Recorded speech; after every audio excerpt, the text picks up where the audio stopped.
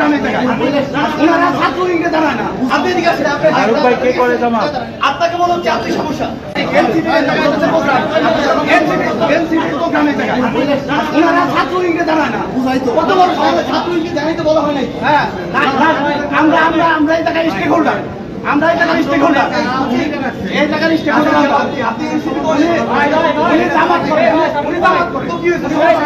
জামাতেরকে এনসিপিতে আসতে না, দালালি করলে তো হবে না। এদিকে আসেন, আপনি এদিকে আসেন, এই জায়গায় দাঁড়ান, আপনি এদিকে আসেন। ফারুক ভাই কে করে জামাত?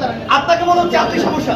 আপনি কোনো মিডিয়ার সঙ্গে কথা বলতে পারেন। সামনে সাহেব